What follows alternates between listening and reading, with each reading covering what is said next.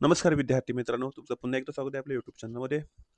Okay, आज आपण माहिती घेणार आहोत आपल्या कंबाईन एम-पी-एस-सी कंबाईन ग्रुप बी याच्यातील महत्त्वाचं एक प्रतिष्ठित पद आहे पोलीस उपनिरीक्षक, police sub inspector.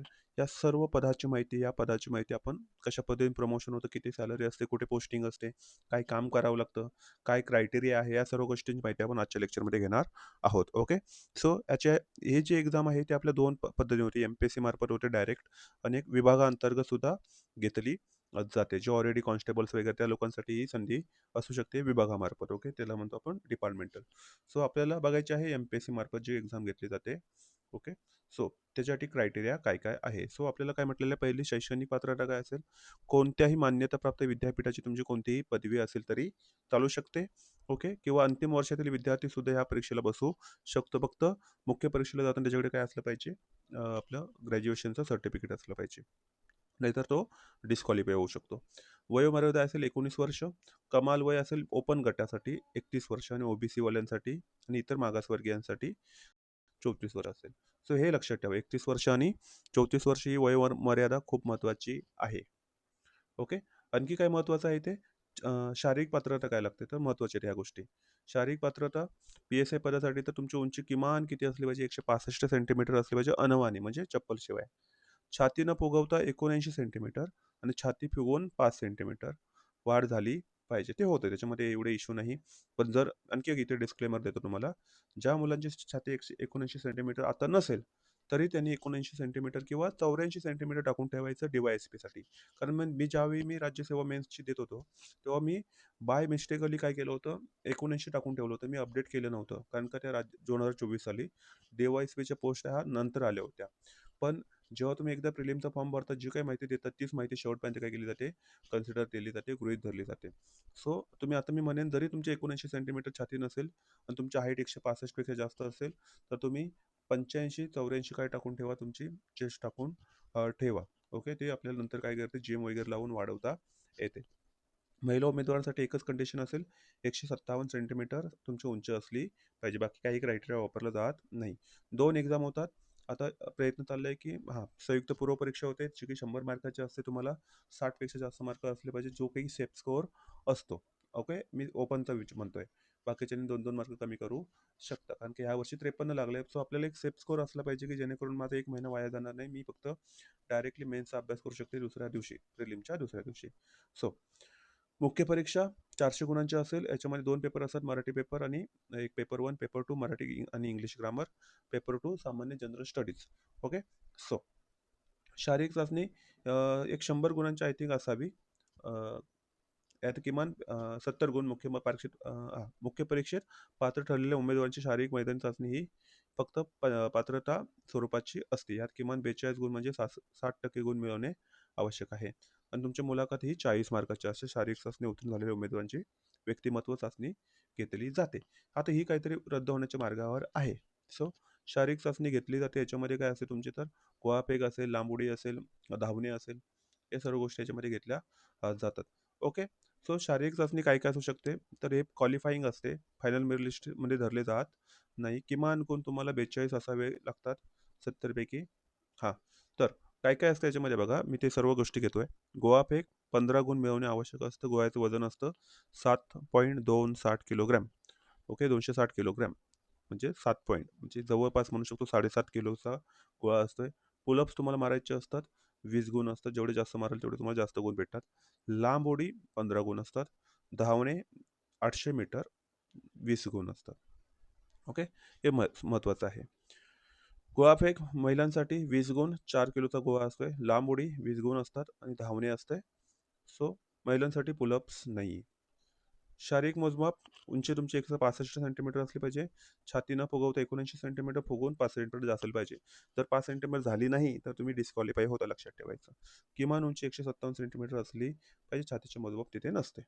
Okay, so वेतन श्रेणी काय असते बघूया पी-एस-आय पदाला. तर 7व्या वेतन आयोगानुसार एस 14 दिलेला आहे. 38,700 ते 1,22,800 या वेतन स्तरावर नियुक्ती होते.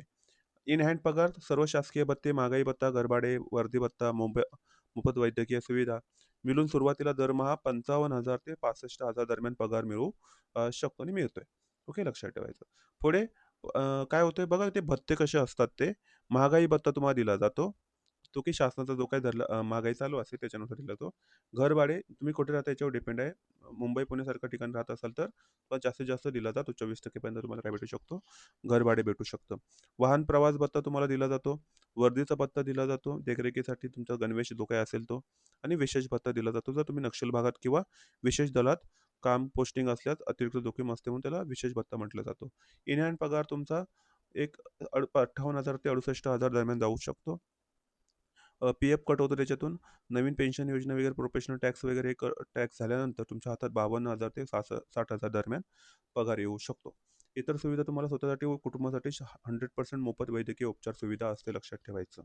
शासकीय निवासस्थान असते आणि वर्षातून एकदा रजा प्रवास सवलत दिली जाते.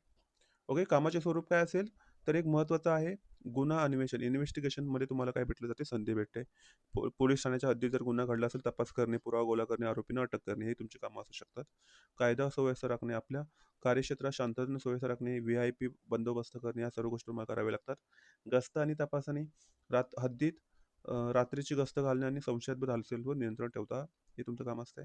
आणि न्यायालयीन प्रक्रिया, गुन्ह्यांचे म्हणजे चार्जशीट तुम्हाला तयार करून न्यायालयात सादर करायची असते.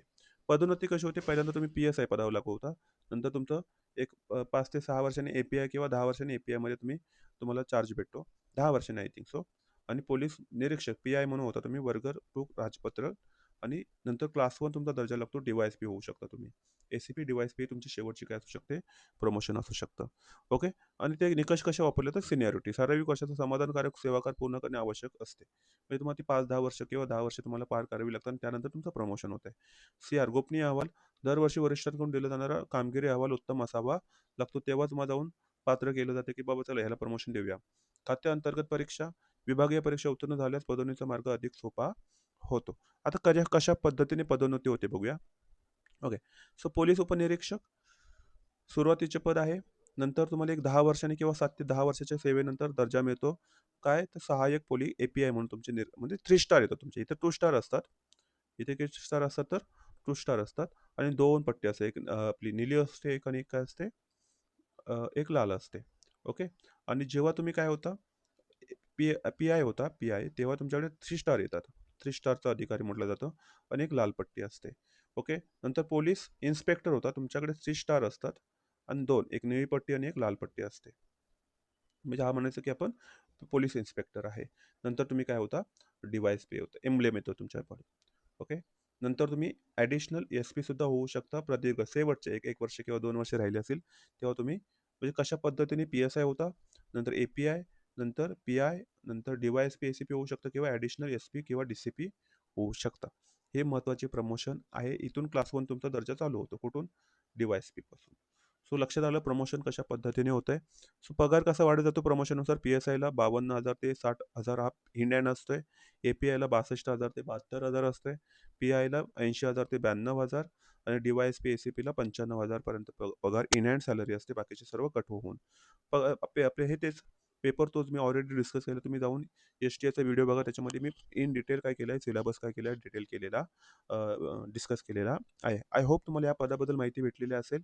ओके. इथे तुम्हाला कायद्याचा वगैरे अभ्यास करावा लागेल हे पण सांगतो तुम्हाला. पहिल्यांदा करावं लागायचं 2022 पूर्वी सी-आर-पी-सी, आय-पी-सी वगैरे कायद्यांचा अभ्यास करावा लागायचा पेपर 2 मध्ये. आता तो कायदे काढून टाकलेले आहे. तुमचं एस-टी-आय, ए-एस-ओ आणि पी-एस-आयला सेम सिलेबस राहणार आहे. सब रजिस्ट्रार सुद्धा सेम सिलेबस राहतो. प्रिलिमला आणि मेन्सला सुद्धा. सो आय होप तुम्हाला या पदाबद्दल माहिती मिळाली असेल आणि चांगली माहिती मिळाली असेल. नक्की व्हिडिओ जर आवडला असेल तर लाईक करा, शेअर करा आणि सबस्क्राईब करा. धन्यवाद. जय हिंद, जय महाराष्ट्र.